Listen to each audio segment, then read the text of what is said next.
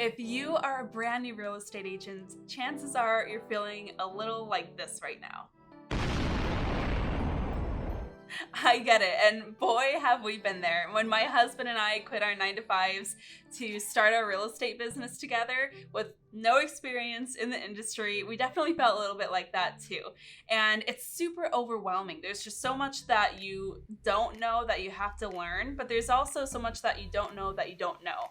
So you're in a constant battle of trying to steepen the learning curve.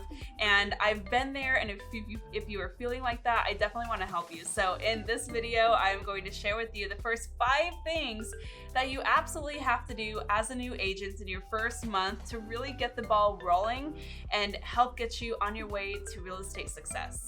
And hey, if we haven't met yet, I'm Stefanie Lugo, and welcome to this channel where I share tips and strategies on how to grow your real estate business and have a little fun while you're at it. So if you're into that kind of thing, be sure to hit subscribe below, and don't forget to turn on that notification bell icon so that you are notified every week when I'm dropping new videos here on this channel. Now, I've been so lucky to train thousands of real estate agents all across the country, and in my mentorship program, I actually work with a lot of brand new agents, and they always come to me saying, Stefanie, I am brand new. I don't even know where to start. I'm so overwhelmed. What is just an easy way to get things going and start finding momentum and, of course, find my first clients?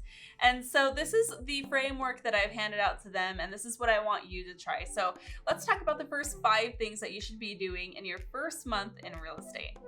Now, these 5 steps are designed specifically to cut out the busy work and focus on only the most important actions that are really going to start moving the needle in your business and get you your first clients. Now, step 1, tell everyone. And don't be shy about this. I know that you might be feeling a little overwhelmed with this big life change, but you have to start rallying the troops and getting your network behind you.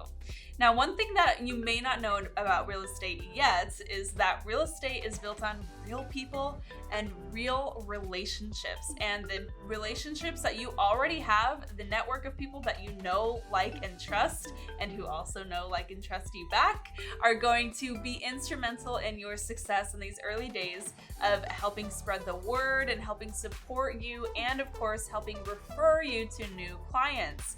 So it's absolutely important to, as soon as you can, even before you officially start full-time, if you're a part-timer now, tell everybody, let everybody know that you're making this big life choice, and let them know that you're super excited to help them with their real estate needs, or open to learning what it needs or what they need you to do in order to earn their referrals. Okay, so after you've had these conversations and kind of told the world about your new exciting news, you're gonna wanna do some fact finding and some research. So that leads us to step 2, and that's going to be to interview and gather feedback. Now, you won't hear this from a lot of other real estate coaches, and I don't really understand why, because when you're a new real estate agent, you are lacking in a couple of things. You're lacking in experience, you're lacking in know-how, and you're lacking in confidence. And the easiest way to very quickly get all of these is to really begin to understand what's important to consumers in your market, right? So imagine like picking up the phone for your first real estate client. You might be feeling a little nervous and a little hesitant. And the reason for that is because you don't know what they're going to have for you on the other side of that conversation. So what I want you to do is choose 3 to 5, maybe 10, maybe 15, really as many as you can, but at least 3 to 5 interviewees, all right? So you want to look for people in your family or friends or past colleagues, and just see if you can pick their brains about the real estate industry.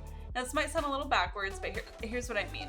I want you to ask them about their past real estate experiences and their past experiences with real estate agents, or if they haven't purchased a home before, see where their mind is at about the real estate industry and about home buying.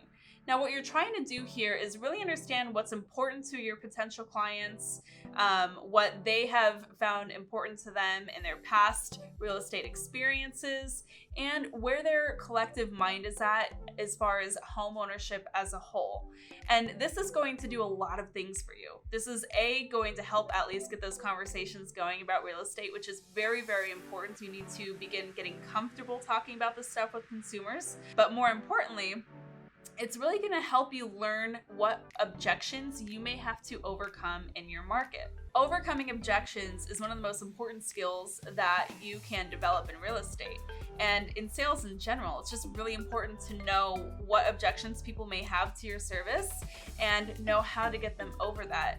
Of course, one objection may be that you are inexperienced or newer as a real estate agent, and so you'll want to work on finding out what's important to your prospective clients and how you can provide that in a way that is going to make your level of experience not as important.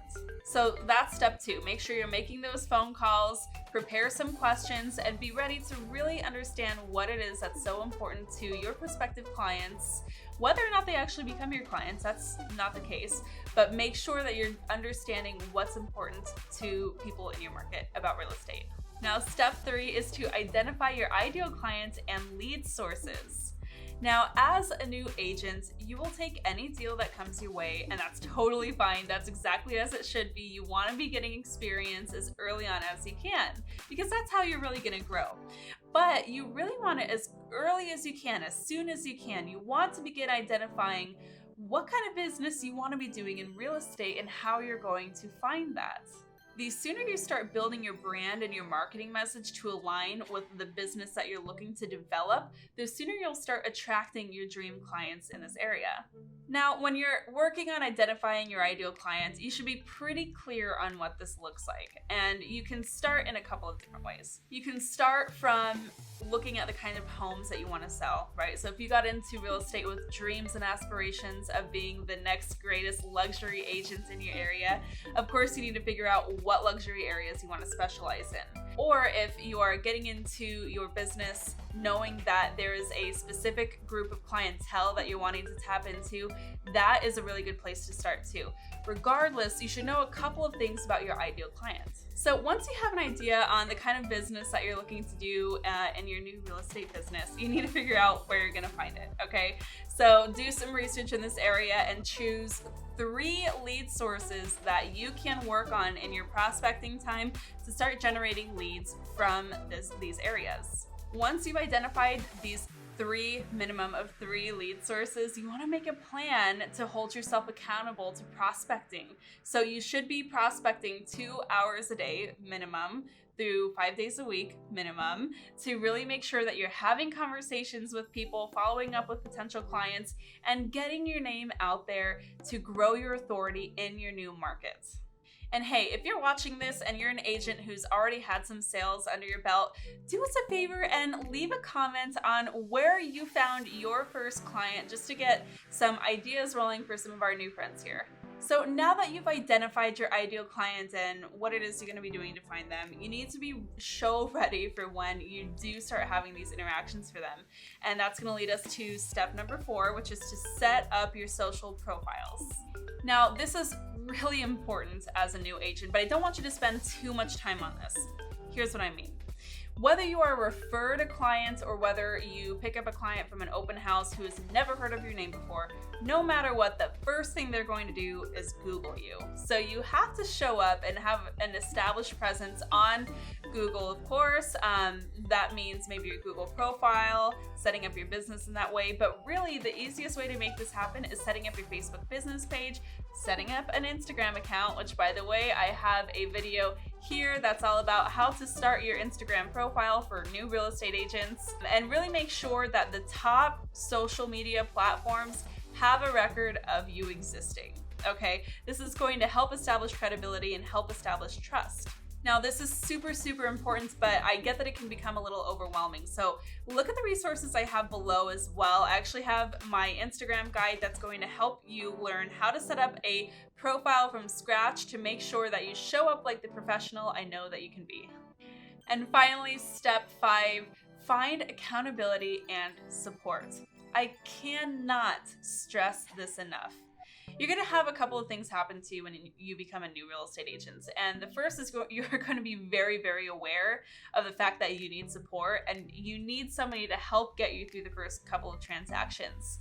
this is going to cost you something, okay? So whether you choose to hire somebody as a mentor or join a team or get support in other ways, it's likely going to come at a split to your commission. And if it's not, that's great, but you really want to make sure that it's quality support and quality education to help you get you going, because I will tell you, and everybody else will agree with this, the classes to get licensed tell you nothing about how to actually grow a real estate business. And so it is worth making those small sacrifices up front to help shorten the learning curve and help you gain momentum and traction. So you absolutely have to find accountability and support whichever way you want this to look like for you. So again, reach out to your brokerage, see what resources are available to you. You should have a mentor, you should look into a team, you should look into just having the one-on-one support that you need when things start hitting the fan. Because as any real estate agent who is seasoned will tell you, not all transactions go the way they should. And it's nice to have somebody in your corner, but more importantly, it is going to help set you and your clients up for success by avoiding some easily avoidable pitfalls that can mean big risk and liability for you. Now, after you've found some help for mentorship, whether that's a mentor or a team or whatever your brokerage is offering, you also want to make sure that you have a few other professionals in your corner. So one of the very first things that you need to do once you're getting established is find a great mortgage partner. So you always want to make sure that you can interview other lending partners in your area and choose somebody that you can refer your clients to who you know or who you feel that you can trust to do a great job for them, because you want to make sure that you are extending that service to your real estate clients and making sure that you can hand them off to somebody who can get the deal done.